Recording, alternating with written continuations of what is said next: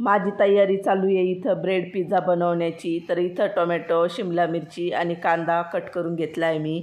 माझ्याकडं chopping board आहे, तरी पण मी काय करते, पोळपाटावरतीच कट करून घेत असते। माझं कसं आहे, स्वयंपाक झाला की मी लगेच पोळपाटावरतीच कट करून घेते। स्वयंपाक वगैरे झाला आहे माझा, पण आम्हाला खायचा आहे ब्रेड पिझ्झा।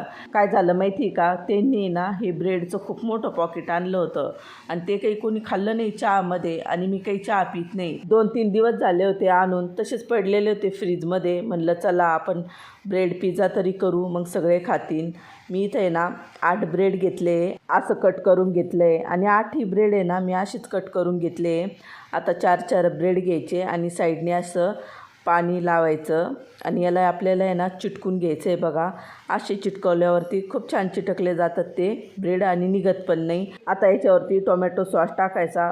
बॉटल असून सुद्धा या पुडीतलं टोमॅटो सॉस टाकते, कारण की या आहे ना कशासोबत पण येतात, आपण ऑर्डर करतो तर मी अशा जपून ठेवते आणि नंतर यूज करते। टोमॅटो सॉस लावल्यावरती चीज स्लाइस ठेवायचे आपल्याला 4ही पण ब्रेडवरती, आणि आता याच्यावरती पण आपल्याला ब्रेड ठेवून द्यायचे 4। आता त्याच्यावरती हा पिझ्झा सॉस आहे ना, हा लावून घ्यायचा आहे आपल्याला सर्व बाजूनी। आता त्याच्यावरती मोझरेला चीज टाकलं आहे, आणि चीज आहे ना जास्त टाकायचं बरं का, छान लागतो पिझ्झा खायला।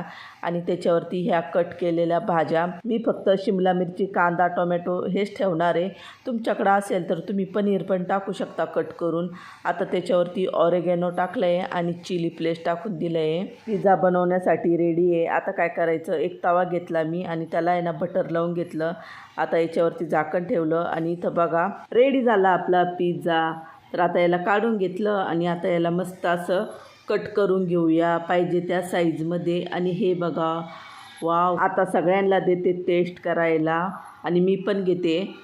अरे देवा, हे काय झालं आता, चला अगोदर खाऊन घेते आणि नंतर सांगते। सगळ्यांना फार आवडला, आणि आता मला परत करायचं सांगितलं आहे बघा, मी परत घेतला आहे बनवायला। चला मी माझं काम करते, भेटूया एक अशाच छानशा व्हिडिओमध्ये, तोपर्यंत बाय।